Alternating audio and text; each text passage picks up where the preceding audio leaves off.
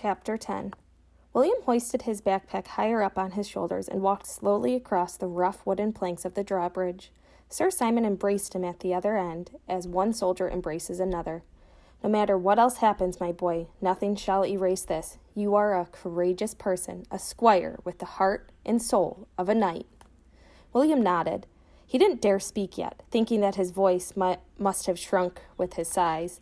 Sir Simon lowered the portcullis, and William heard for the first time the squeaky clank of the chains and the deep thud of the pointed wood spikes as they hit the ground. "Come, I shall take you to her. We can rise the drawbridge later." The knight led him across the main courtyard and into the covered passageway that connected the buttery and the kitchen on one side with the great hall on the other. "Can we go through this way?" William asked. "I could never see into this room very well from up above." "My voice sounds perfectly all right," he thought.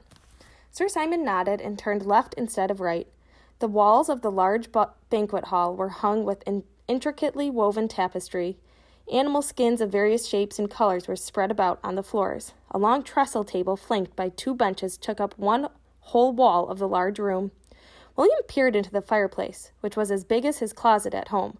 Two enormous black pots hung from the hooks on one side. Up above, gaily decorated banners were draped over the balcony rail of the minstrel's gallery, but William didn't have time to stop and study them. The knight had already disappeared up the corner staircase. He led William along the wall walk to the curved door in the opposite tower. "I gave Lady Eleanor the master chamber, as I sleep downstairs on the kitchen floor to guard the fire," Sir Simon explained as they stepped onto the landing. "Her room is right through there," he said, indicating the door William was facing. "I shall leave you now." William stood there for a long time, listening to Sir Simon's footsteps retreating down the stairs to the kitchen. His heart was thudding in his chest. Mrs. Phillips was humming a tune that sounded vaguely familiar, and he stood for a moment more, listening, hoping it would quiet the pounding in his ears. What if she still refuses to speak to him? "Get it over with," he muttered to himself. He knocked. The humming stopped. "Sir Simon?" she called. He didn't answer, but turned the hammer metal handle of the door and pushed it open. She was seated in front of the fire with her back to the door, wearing a long blue robe, covered by some sort of tunic. "I came," was all he said. "William," she said. She put down her needlework and stood up. This time there was no silver knight in his belt pack, and he hugged her as hard as he could, his nose buried in the rough linen across her chest. She pushed him away from her and looked at his face for a long time. "Do I look different?" he asked. "No, you look the same." She touched his temple with her forefinger. "It's what's going on in here that I wonder about. I did warn you. I said I'd make you stay, no matter what." She went and sat in front of the fire again. "Then why are you here now?" "Because I know I made a mistake. I have to go back with Sir Simon and find the other half of the token, the half that sets us free." He knew she was thinking, "What if you don't find it?" But she didn't say it, and neither did he. If he had let himself think what-ifs, he would never have gotten this far. "Where did you get that dress?" he asked. "It's actually called a surcoat, and this is a tunic." She fingered the brown cloth on top. "They were hanging in the wardrobe. The castle is very well outfitted, right down to the pots and pans in the kitchen." "I brought you some supplies," he said, digging through his backpack. He handed her the jar of Marmite and bread and the tea bags. The sight of them made her smile for the first time. They ate dinner together that night on either side of the table in the courtyard.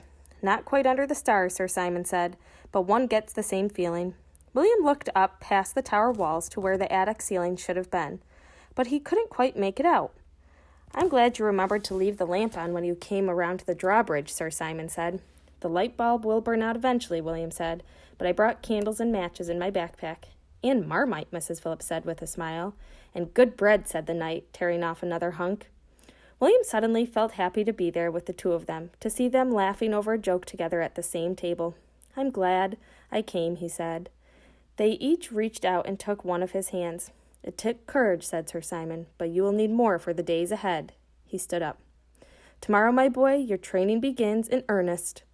The next morning the three of them gathered in the courtyard after a hasty breakfast. First, William was provided with the uniform and weapons of a squire, which the Silver Knight had found in the armory. "According to the riddle, you must cross the drawbridge as a squire. I will start your training now," Sir Simon explained. He dropped a brown cloth tunic over William's head while murmuring some odd incantation. Then he fastened a belt around his middle, complete with a soft leather bag and a small sharp dagger in its scabbard. "What were you whispering?" William asked. "The words my father said over me when I became a knight. Rules of conduct we must respect. Be we knight, squire, or page." "Tell me what they are," William said. "Be compassionate to the needy. Neither squander wealth nor hoard it. Never lose your sense of shame. If questions are asked of you, answer them frankly, but do not ask too many yourself. Be manly and of good cheer. Never kill a foe who is begging for mercy." "You have forgotten one, Sir Simon," said Mrs. Phillips, who was standing on the other side, watching the two of them. "What is that, my lady?" "Be ever loyal in love." He smiled at her. "Oh, yes, but in that one quality William is not lacking." "Certain things bear repeating," she replied simply. "As you wish, my lady." They divided his training. Sir Simon taught him how to use his dagger, how to improve the speed of his footwork, how to improve his weapons in good order, how to load and fire a crossbow, how to dress and arm his lord, Sir Simon, as it was believed that a knight's strength increases until midday and wanes with the sun. Sir Simon worked with William in the morning, and Mrs. Phillips drilled him in the afternoon. They played chess and backgammon. She made him practice his recorder. Music will calm the beast in man and nature. And she put him through his gymnastics exercises. "Do it again. The round-off wasn't tight enough," she said one afternoon. They had moved the trestle table to the side of the courtyard and to make room for his tumbling. Sir Simon sat in one corner watching while he sharpened the blade of his dagger. "You're tougher than Robert," William complained as he returned to the starting position. "Did you go to practice last week?" "Yes, but Robert said I wasn't paying attention. He wanted you to come back." She smiled. "You could have brought me in your pocket. Wouldn't Robert have been surprised to see that?" "There's something else. One day last week he took me aside at the end of practice. His face was all serious, and he said, 'William, when you do gymnastics, you have to be honest about everything you do in the other parts of your life, too. Otherwise, your body will deceive you, and you won't be able to turn the tricks.'" "What do you think he meant?" she asked with a smile. "The thing I had done to you must have been showing through in the floor routine. It's kind of creepy that my own body would give me away like that." She didn't answer. William did the exercise again. Round off, 2 back handsprings, Arabian dive roll. "Bravo!" cried the knight, putting down his dagger to clap. "Sir Simon," cautioned Mrs. Phillips, "please hold your applause until we are finished. It distracts William, and he needs to concentrate very hard right now." Sir Simon went back to his work, looking embarrassed. William smiled to himself. He was glad to see somebody else getting in trouble for a change. Mrs. Phillips had been very hard on him all week. "Now, William, listen to me. I want to alter the routine a bit. The beginning will be the same, round off 2 back handsprings, then come out of the second back handspring and do an Arabian forward somersault instead of the dive roll." "You mean a front flip at the end?" She nodded. He didn't bother to ask why. He knew she would fix him with that steely glare of hers and refused to answer.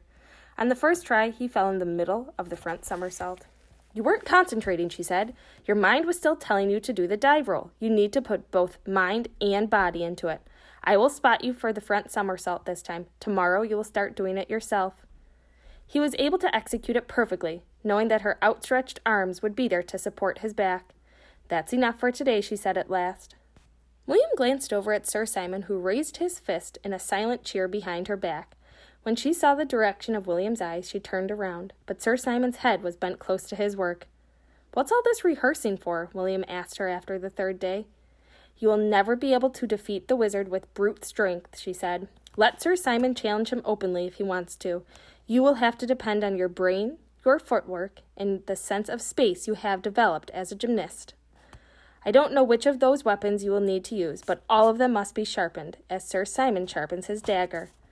"And why the change in the routine to the front flip?" he asked. "Another weapon. You get back on your feet a little faster that way."